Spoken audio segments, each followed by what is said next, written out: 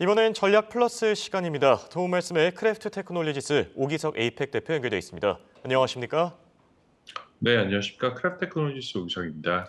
네, 근래 시장을 뒤흔든 키워드 아무래도 SVB 사태와 CS 사태가 아닐까 싶은데 지금 상황이 어떻게 진행되고 있는지도 궁금합니다. 이번 사태 과연 언제쯤이면 진정될 수 있겠습니까? 네, 지금 SBV 사실 국내 투자자들에게는 별로 익숙하지 않았던 이름이었죠. 실리콘밸리 은행 같은 경우는 지금 현재 미국에서 일각에서 뱅킹 스톰이다라고도 이제 얘기를 하고 있는데 그만큼 이제 폭풍이 몰아치듯이 일어난 이 사태가 언제 진정될지 아직은 예단하기는 어렵다라는 말씀을 좀 먼저 드리고 싶고요.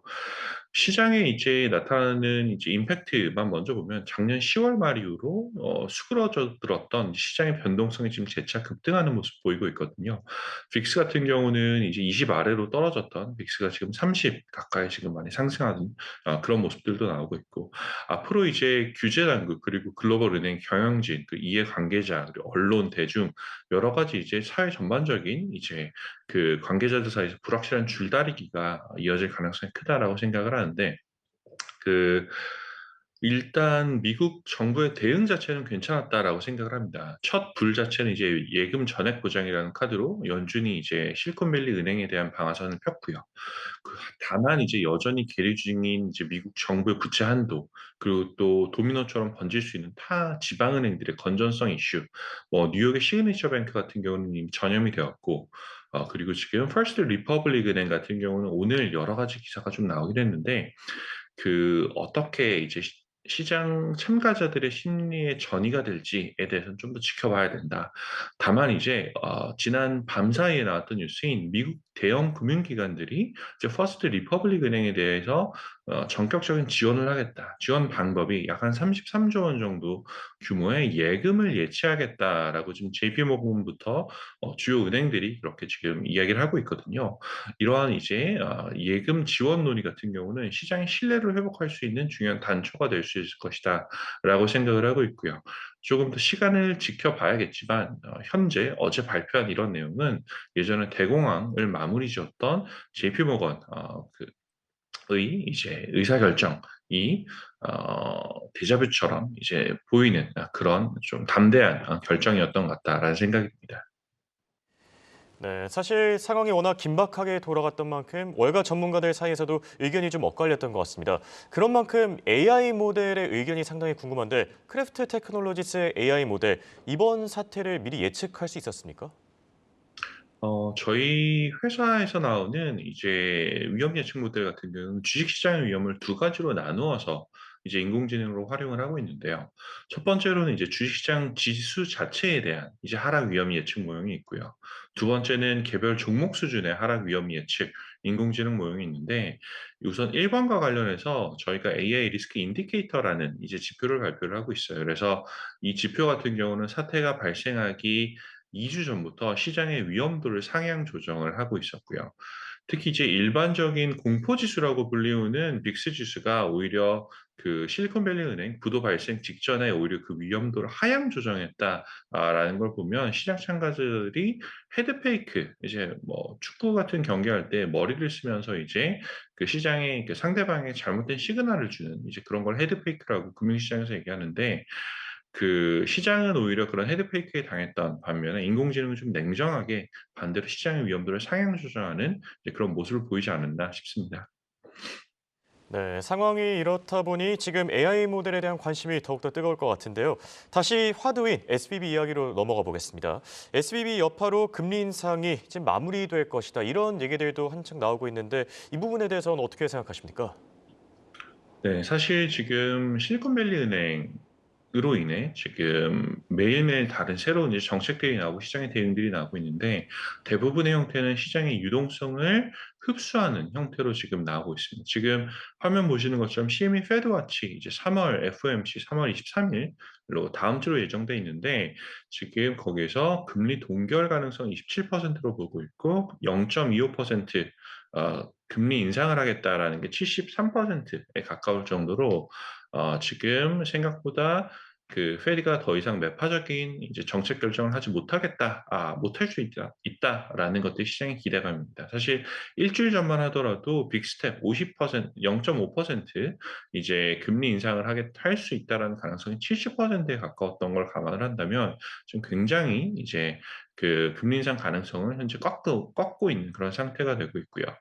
지금 은행권에서 이번 실리콘밸리 은행 사태로 인해서 자본 건전성 확보를 위해서 노력을 할 것으로 예상이 되고 있습니다. 사실 대출에 대한 규제가 자체적으로는 '오히려 좀 더 강화되지 않을까.'라는 그런 생각을 하고 있는데, 이런 자발적인 유동성 축소의 효과까지 이어질 수도 있고요. 또 인플레이션 역시 여전히 걱정이었는데 CPI라든지 아니면 PPI 생산자 물가 지수 같은 경우는 오히려 안정되거나 하락하는 그런 모습을 보이고 있기 때문에 추가적인 금리 인상 가능성 자체는 급감하고 있다라는 게 현재 시장의 기대입니다. 그래서 현재 시장 참가자들은 금리 인상에 대한 그 경로를 완전히 지금 변경했거든요. 그래서 원래는 올 연말까지는 금리 인상이 지속될 것이다 라는 예상치를 가지고 있었던 게, 현재 시장은 올 6 월이 현재 금리 인상기의 고점이 될 것이다 라는 것으로 굉장히 빠른 금리 인하 사이클을 오히려 좀 예측을 하고 있습니다. 그래서 7 월부터는 연준의 금리 인하가 이어질 수 있다라는 지금 판단을 시장에서 하고 있고요. 내년 7월 같은 경우는 오히려 현재보다 4 계단 낮아진 3.25% 까지도 기준금리가 하락할 수 있다 라고 지금 예상을 하고 있기 때문에 이 부분 같은 경우는 매파적인 연준의 정책이 지속되기에는 현재 은행 시스템이 부담해야 될 위험 부담이 너무 큰 것으로 현재 시장 참가자들이 판단하고 있다라고 해석하시면 좋을 것 같습니다. 네, 뜻밖이긴 했지만 올해 금리 인상 사이클의 마무리는 SVB가 가져오지 않았나 이런 생각도 들고요. 끝으로 이 부분이 궁금합니다. 이번 SVB 네. 사태로 그럼 승자와 패자는 누구인지, 그리고 유효한 투자 전략, 투자자들이 어떻게 세워야 될지 이 부분도 같이 진단해 주시죠. 네. 이번 그 보시는 것처럼 승자와 패자를 구분해 본다면 승자는 뚜렷합니다. 지금 캐시우드, 한국에서 돈나무언니로 불리고 있는 아크인베스트의 캐시우드가 이번 결정 혹은 이번 사태에서 가장 큰 수혜를 보는 이제 투자 전략가가 아닌가라는 생각을 하고 있고요. 반대로 미국 지방은행 같은 경우는 뚜렷한 패자가 될 가능성이 높습니다. 지금 캐시우드의 경우는 은행권 위기에서 미소를 짓고 있다라는 이야기들도 나오고 있는데, 연준이 금리 동결에 나설 가능성이 커졌기 때문이다라고 생각을 하시면 될 것 같고요. 일반적으로 금리 동결 혹은 인하 같은 경우는 성장주의 호재로 작용을 합니다. 사실 지난주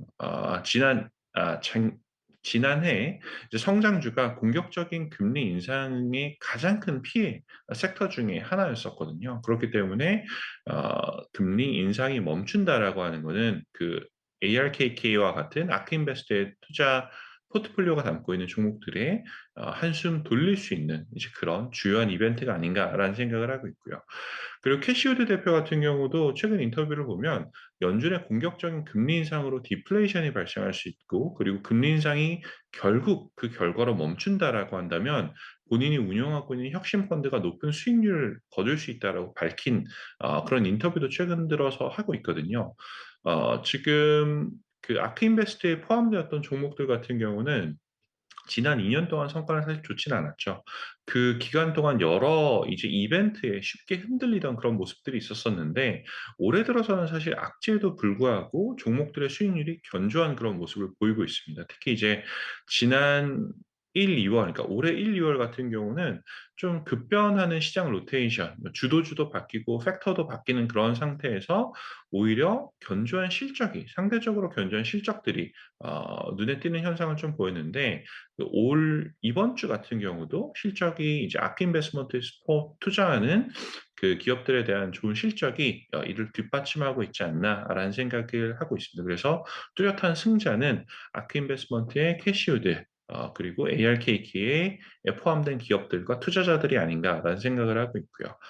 반면에 이제 뚜렷한 이제 그 희생자라고 볼 수 있는 거는 미국 지방은행들이 대표적인 희생자가 될 수 있다라고 개인적으로는 생각을 하고 있습니다.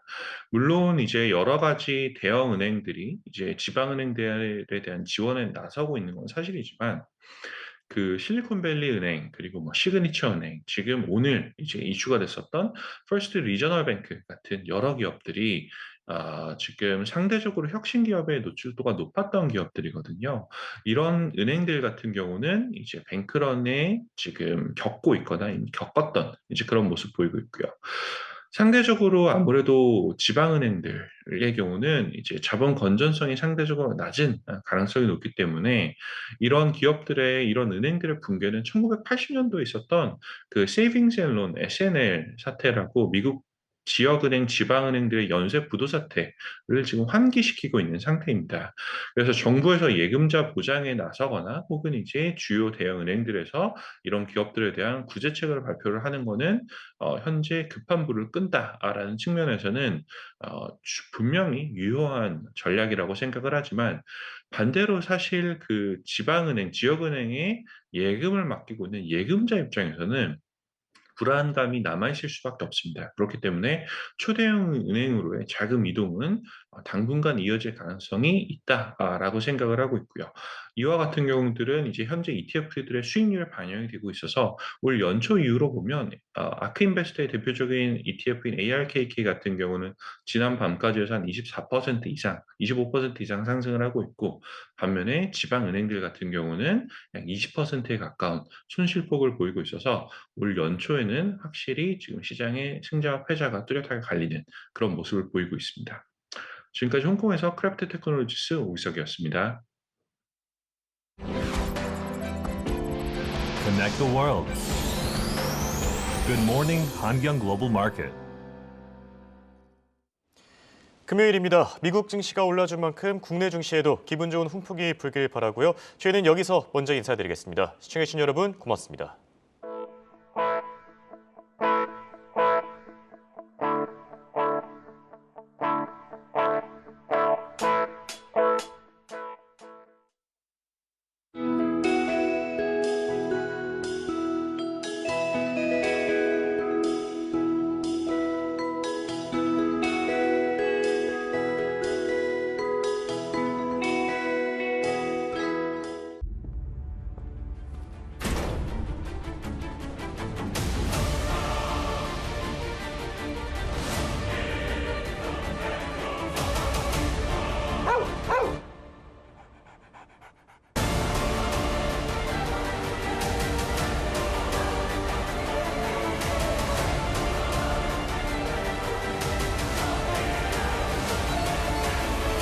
네오 QLED 8K